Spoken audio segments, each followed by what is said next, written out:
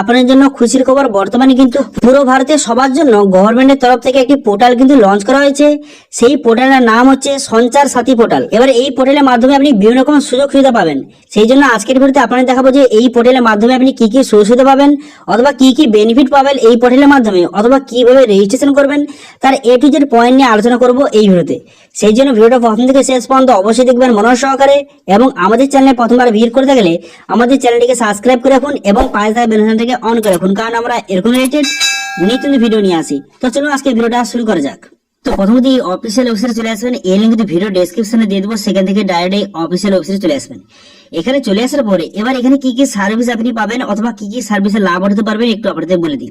তো দেখুন, কোনো কারণে আপনার যে মোবাইল কোনো কারণে যদি হারিয়ে যায় অথবা যদি কোনো কারণে চুরি হয়ে যায়, এই গভর্নমেন্টের অফিসিয়াল ওয়েবসাইট থেকে, যেটা সবেমাত্র লঞ্চ করা হয়েছে, এই অফিসিয়াল ওয়েবসাইটের মাধ্যমে আপনার যে মোবাইলটা হারিয়ে গেছে অথবা চুরি হয়ে গেছে, সেই মোবাইলটা আপনি এখান থেকে ব্লক করতে পারবেন খুব সহজেই, এবং কিন্তু আপনার যে মোবাইলের লোকেশন এখান থেকে খুব সহজে চেক করতে পারবেন।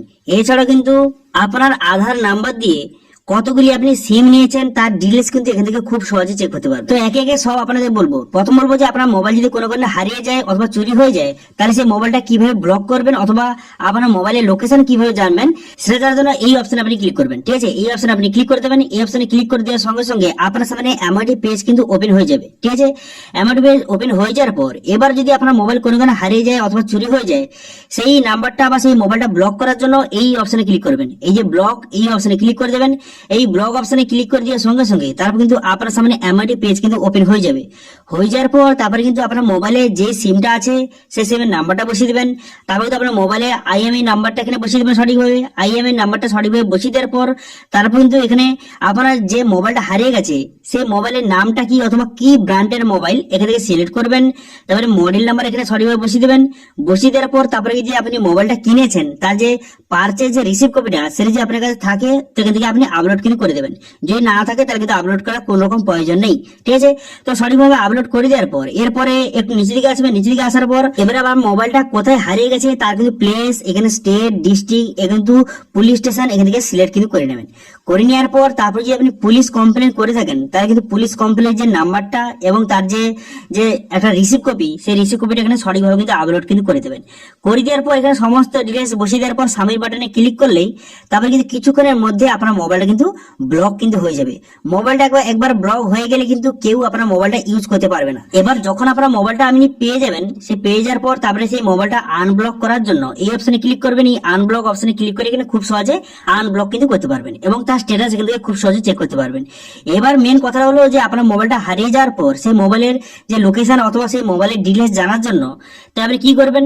তো আপনার কিন্তু জানার জন্য এখানে দুটো পদ্ধতি আছে, একটা হচ্ছে অফলাইন, একটা হচ্ছে অনলাইন। যদি আপনি অফলাইনে জানতে চান তাহলে সেক্ষেত্রে কিন্তু আপনাকে এই মেসেজটা কিন্তু করতে হবে। এখানে কিন্তু মেসেজের একটা অপশন দিয়ে দেখতে পাচ্ছেন, এই যে মেসেজটা আপনি করতে হবে, কিন্তু তার আগে আপনার মোবাইলে কিন্তু আইএমএই নাম্বার কিন্তু জানতে হবে। ঠিক আছে, আপনার মোবাইলে যদি আইএমএই নাম্বার যে আপনি জেনে থাকেন অথবা আপনার খাপে কিন্তু লেখা থাকে মোবাইলের খাপে, সেই আইএমএই নাম্বার কিন্তু লাগবে। এবার আইএমএই নাম্বারটা আপনার পাওয়ার পর তাহলে এই এসএমএসটা কিন্তু করতে হবে। যে কোনো একটা মোবাইল থেকে এই এসএমএসটা করবেন যে KYM, তারপরে কিন্তু আপনার স্পেস দিয়ে কিন্তু আপনার যে মোবাইলের আইএমএই নাম্বারটাকে বসিয়ে এই যে নাম্বারে আপনাকে সেন্ড কিন্তু করতে হবে।